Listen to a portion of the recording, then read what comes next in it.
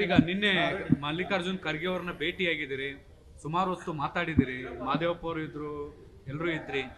ನಾನು ಮಾದೇವಪ್ಪ, ವೆಂಕಟೇಶ್, ಈಶ್ವರ್ ಖಂಡ್ರೆ ಇದ್ದಾಗ ಪಾಪ ನಮ್ಮ AICC ಅಧ್ಯಕ್ಷ ಕಳಕಳಿ ನೋಡಿದಾಗ ನಾವು ನಿಜಕ್ಕೂ ಕೂಡ ನಮ್ಮ ಕಾರ್ಯಕರ್ತರಿಗೆ, ನಮ್ಮ ಬೇರೆ ಮುಖಂಡರುಗಳಿಗೂ ಕೂಡ ಆ ಕಳಕಳಿ ಬರಬೇಕು ಅಂತಕ್ಕಂಥದ್ದು ನನಗೆ ಭಾಸ ಆಯಿತು.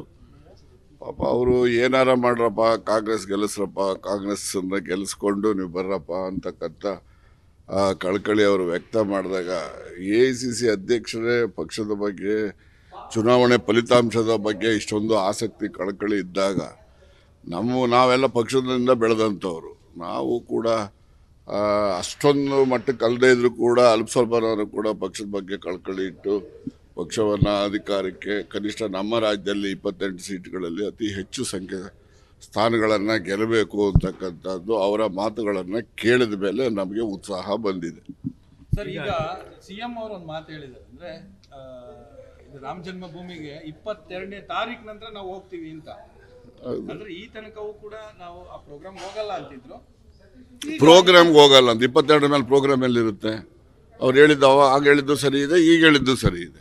ಅಂದ್ರೆ ಹಿಂದೂಗಳ ಆಗುತ್ತೆ ಅನ್ನೋ ಕಾರಣಕ್ಕೋಸ್ಕರ ನೋಡ್ರಿ,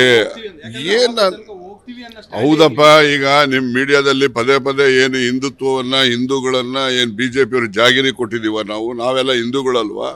ಆದ್ರಿಂದ ಪದೇ ಪದೇ ಅವರು ಓಟ್ಗೋಸ್ಕರ ಹಿಂದುತ್ವ, ಹಿಂದೂಗಳು ಅಂತ ಹೇಳ್ತಕ್ಕಂಥದ್ದು. ಈಗ ಅಂಬೇಡ್ಕರ್ ಅವರು, ನಾವೆಲ್ಲ ಅಂಬೇಡ್ಕರೈಟ್ಸ್, ನಾವೆಲ್ಲ ಸಂವಿಧಾನ ಕೊಟ್ಟಿದ್ದರಿಂದ ನಾವೆಲ್ಲ ರಾಜಕೀಯ ಅಧಿಕಾರವನ್ನು ಅನುಭವಿಸ್ಲಿಕ್ಕೆ ಸಾಧ್ಯ ಆಯಿತು. ಅಂಬೇಡ್ಕರ್ ಏನಂತ ಹೇಳಿದ್ರು ಜ್ಞಾಪಕ ಇದೆ ಯಾರಿಗಾದ್ರು? ನಾನು ಸಾಯೋವಾಗ ಹಿಂದೂ ಆಗಿ ಸಾಯೋದಿಲ್ಲ ಅಂತ ಹೇಳಿದ್ರು ಅಂಬೇಡ್ಕರ್. ಯಾಕೆ ಹೇಳಿದ್ರು ಅವರು? ಈ ರೀತಿ ಹಿಂದೂ ಅಂತೇಳಿ ಸ್ವಾರ್ಥಕ್ಕೋಸ್ಕರ ಬಳಸ್ಕೊಳ್ತಕ್ಕಂಥದ್ರಿಂದ ಬೇಸತ್ತು ಅವರು ಬುದ್ಧಿಸಮ್ಗೆ ಎಂಬ್ರೇಸ್ ಮಾಡಿದಂಥದ್ದು. ನಾವೆಲ್ಲ ಅಂಬೇಡ್ಕರೈಟ್ಸ್, ಅವ್ರು ಹೇಳಿದ ದಾರಿನಲ್ಲಿ ಹೋಗ್ಬೇಕಲ್ವ ನಾವು? ಅಂದರೆ ನಾವು ಹಿಂದೂಯಿಸಮ್ಗೆ ಹೋಗ್ಬೇಕು ಅಂತಕ್ಕಂಥದ್ದಲ್ಲ. ಹಿಂದುತ್ವ, ನಾನು ಹಿಂದೂ ಆಗಿ ಸಾಯೋದಿಲ್ಲ ಅಂತೇಳಿ ಅವ್ರು ಯಾಕೆ ಹೇಳ್ತಾರೆ? ಅವರು ಸುಮ್ಮನೆ ಹೇಳ್ತಾರ?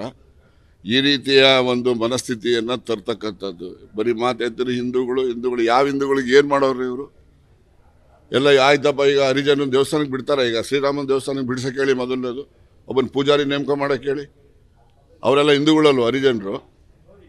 ಈ ರೀತಿಯಲ್ಲಿ ಸುಮ್ಮನೆ ಸ್ವಾರ್ಥಕ್ಕೋಸ್ಕರ, ಓಟ್ಗೋಸ್ಕರ ಅವರು ರಾಜಕಾರಣ ಮಾಡಲಿ ಆದರೆ ಈ ರೀತಿಯ ಕೆಳಮಟ್ಟದಲ್ಲಿ ಹಿಂದುತ್ವವನ್ನು, ಹಿಂದೂಗಳನ್ನು ಹೆಸರನ್ನು ಬಳಸ್ಕೊಳ್ತಕ್ಕಂಥದ್ದು ಅವ್ರಿಗೆ ಶೋಭೆ ತರೋದಿಲ್ಲ ಅಂತೇಳಿ ಹೇಳ್ತೀನಿ. ಬನ್ನಿ, ಥ್ಯಾಂಕ್ ಯು.